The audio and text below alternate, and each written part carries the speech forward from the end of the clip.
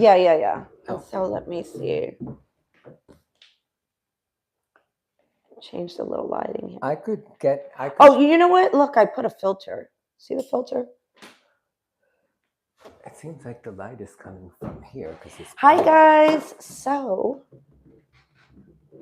yeah, because I think the sunlight, like, Should I maybe shut this off? Let's see see. what. Oh yeah. That's perfect. So here we go.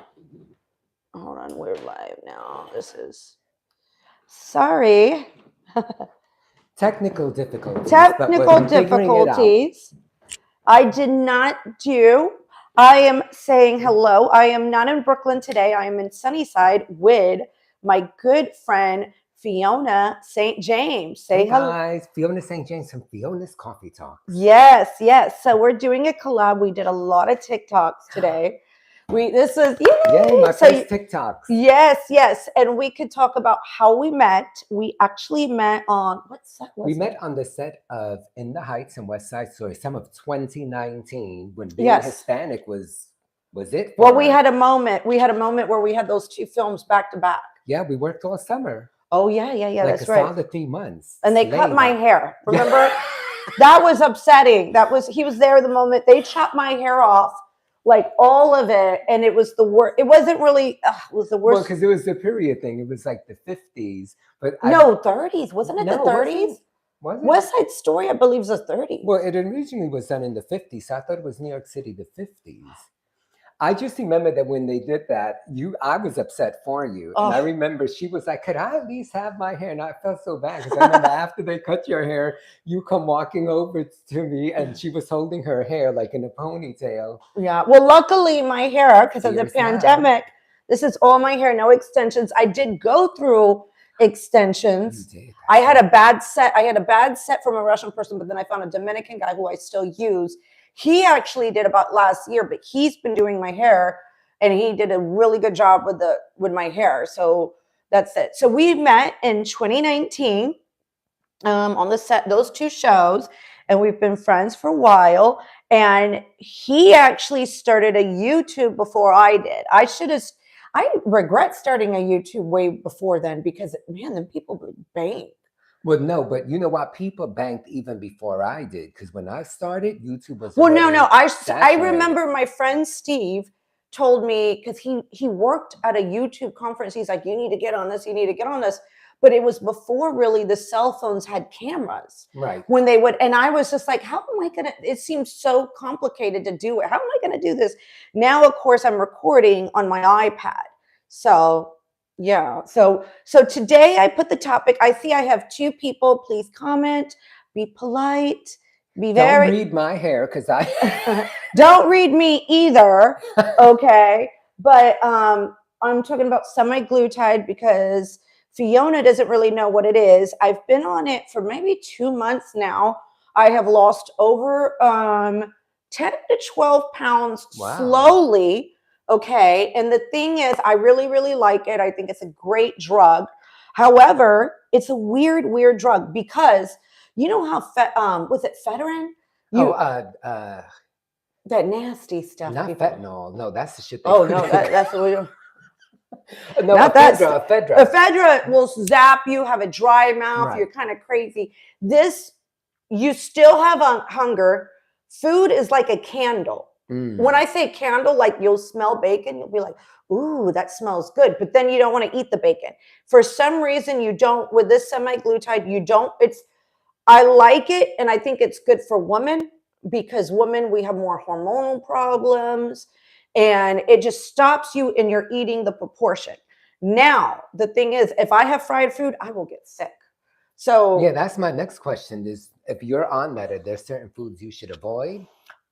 You know what's crazy is you take it and you want to avoid certain foods. Okay. You want to avoid the bad foods, like altogether. That's what I've noticed about semaglutide. Crap. Right. Anyway. Well, I'll be hungry.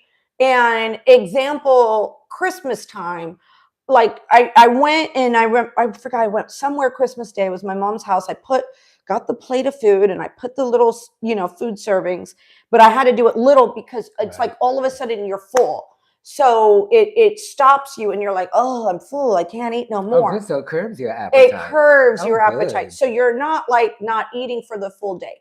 But you do get nauseous, which in the beginning, the nauseous was bad. Like I was like, oh, right. Similar to pregnancy, which you've dodged a bullet there. Thank God for that.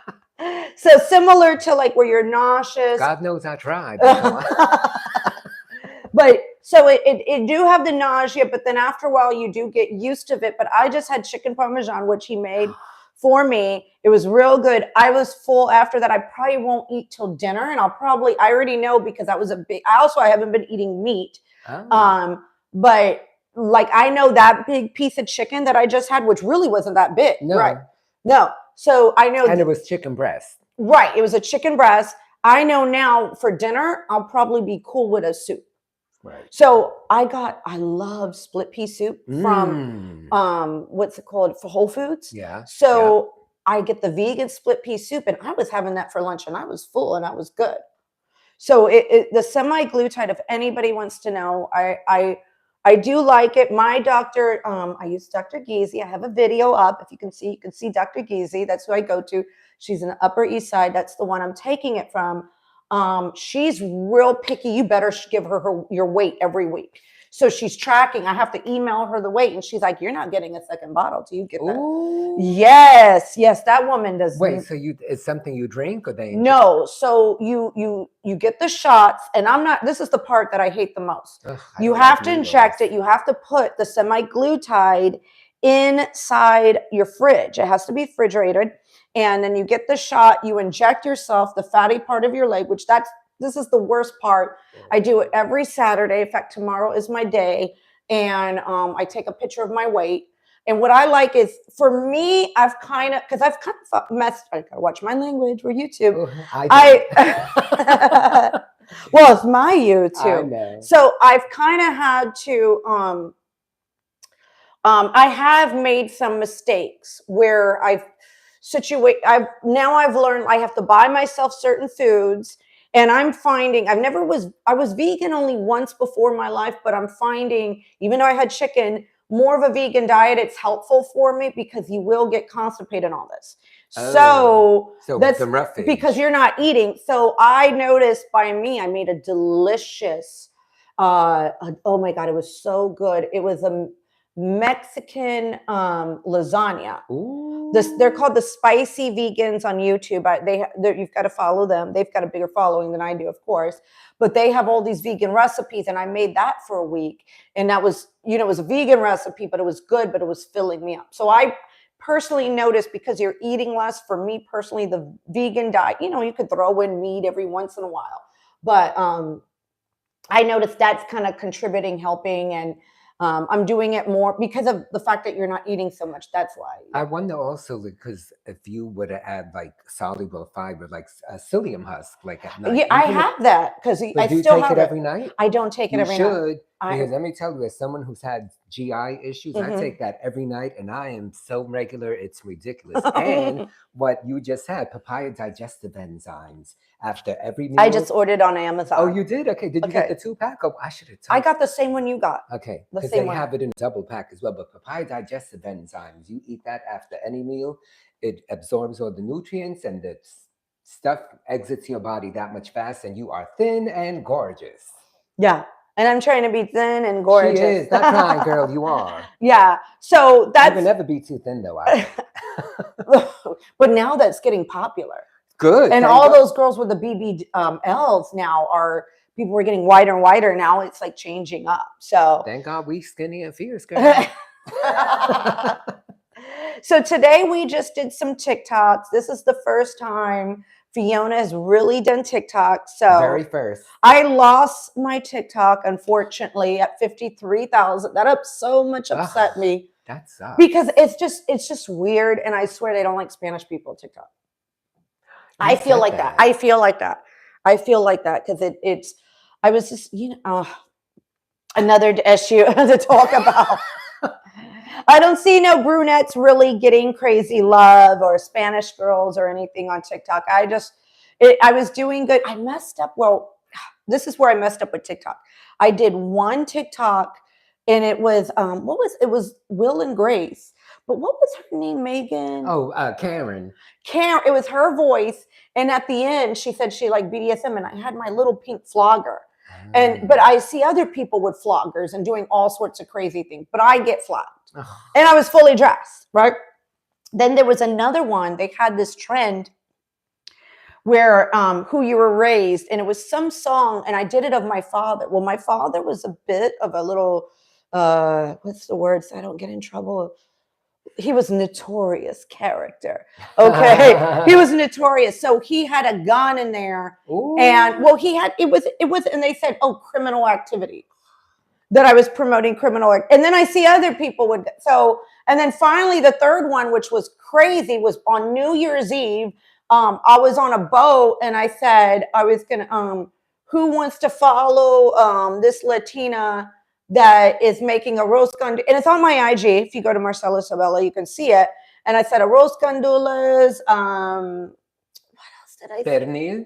Yes, that. And then what was the other thing that? Oh God, not the tamales. The enchiladas? No. The Puerto Ricans have empanadas. No, not empanadas. Not the pastelitos, the pasteles. Yes, pasteles. I wrote it all in Spanish, and boom, that's when it went. Can you believe that? But you're Hispanic. It's not that you're saying anything bad. They TikTok again, just a conspiracy. Well, I'm excited about this TikTok. Yeah. Thing. He's excited about TikTok. Fiona St. James. Fiona St. James. We did one. Every day there's going to be a new short, and we're going to work more. Ooh. Oh, somebody's got a call. Speaking of fathers, my father. Oh, is your father? Yeah, it's okay. Papa, I'll call you later. So this week I don't have a Sunday Fun Day. I think it's Sunday Fun Day, Marcelo Alonso Sunday Fun Day. That's my comedy show. Remember, I was at the comedy club. So I had to take a break next week, speaking of fathers, because I'm going to see my grandfather in Tampa, Florida. He refuses a companion, not because he can't afford it, but because he's just, you know how. Old school pain in the butt, like my dad, who I love, but let's keep it real. They're of that certain age. I think they're the same age. 91. That's my father. Right. So he's refusing a companion. I've got to go there and, I said, let me just, because I have 2 different podcasts, guys. If you don't know, go to Apple Podcasts, go wherever, go put in Marcelo Alonso. Please like my podcast, go over there. So I said, let me take a break from Sunday Fun Day, because that podcast is actually kind of hard for me to book because I have to find stand-up comics. The other one, which is adult entertainment, is actually easy. Like I get DMs from all these people that want to be on it. I'm going to be on that one. Yeah, he's going to be on that one. So I wanted to take a break. So I said, let me do a YouTube live. So at least I have something come out, because every day I'm having something. Hi there. Serene. Serene. We can't see. We're both blind. We're both blind. I mean, well, actually, even with my glasses. Speaking of blind, I went to the eye doctor. I'm like rambling on. The ADD. I love her. We'll keep it to Sunday Fun Day, then we'll go to the blind. So Sunday Fun Day is taking a break. I'm going to go in studio, and then it's going to be up. I have a comic coming out. Let's see if, we'll see. You'll stay tuned for more. Anyway, but where were we about? What else did we talk about? Well, if I could plug myself, my IG is same as my TikTok, Fiona St. James. That's my IG as well. And then, of course, my YouTube, Fiona's Coffee Talks. Yes. Could I tell them where Fiona came from? Yes. Oh, I have a celebrity guest on, by the way. So anybody like HBO? Anybody out there? Guess what? Okay, talk. Okay, so Fiona, I've done drag for like 35 years. So about 23 years ago, I was on HBO, which really was groundbreaking because it was the first series on a premium network. So that first season, 1997, we were the only show, a series on HBO. Then the following year, then you had like Sex in the City, 6 Feet Under, etc. So I played the resident tranny, the resident bitch who knew art imitating life, right? Yeah. For 6 years. And it was kind of wonderful. So, and then they let me use, because I had been Fiona already for ever. They were like, we're going to make that your character name. So Fiona on Oz. For those of you who watch the show, maybe you recognize me. Hey. Oh, and I wrote my book. Oh, yeah. Why don't you get that picture with the baby shit with Chris Maloney on it? That's in your bedroom. Oh. Yeah. Hold on one second. Wait, not Chris. Oh, you mean no? They had everybody on it. Yes. So again, Fiona St. James. She's gonna get out. You're gonna see his pronouns are he and him. But he, listen, I've been called worse. You can call me whatever you want. Okay, we gotta behave though. But him and her. Him and no him. Him, her, him, her. So this is one of my favorite shots. This was with the Aryan. So J.K. Simmons, who was the lead Aryan, that was, for those of you Oscar winner. Yes. He won an Oscar. Yes, let's not forget. So for those of you who watch the show, like during the boxing matches, I was the ring girl. Look. So we're going to put it a little bit closer if you can see. There you go. And look. That was like a behind the scenes shot, which was so much fun. Wow. So and So this is a poster when the show came to an end. Chris Maloney, he asked all of us to like submit, give him pictures of us when we were little, or like anything you wanted. So and there's Tom Fontana, the executive producer. I think he wrote The Wizard, yes, because the show was Oz, and it was Oz because it was Oswald Penitentiary, and Emerald City was the special section of the jail. So there's all of the main. There's Rita Moreno, Lee Tergesen. So this was which is another. She's an EGOT winner. Yes, she was the first one. Right, and she's Puerto Rican. Yes, she is. So this was a poster that they did, and then they. Where are you at? I am. Oh, look, he's got nice pics. Where are you at? Where am I, girl? And Chris Maloney. There I am. That was my high school. And then where's Chris Maloney? Chris Maloney is right there, sitting on the Santa lap. Oh man, let me see. Hold on. Let me see. So this was really neat. So like, he looks the same. And then we all there's Chris Maloney. You guys can see Lee Tergesen, B.D. Wong. Where's B.D. Wong? B.D. Wong, and then there's Ernie Hudson. There's it. What's her face? I forgot. Oh, I don't see that one queen. No. So, but it was actually a wonderful, wonderful experience for me. And I am very fortunate and blessed that I was on that show to be part of such a groundbreaking, epic thing. Yeah, isn't that great? So, and I did write my book, The Life and Crimes of Fiona St. James, which actually had this was taken on the set of Oz. Oh, this is another. This is the poster. This was the cover of my book. So if you go to FionaSt.James.com, that's where you can see the book. I'm quite proud of it because when I knew I was 17, I said, girl, when you turn 50, you're going to write your memoirs. So every year of my life, I've documented every day of my life, and I still do.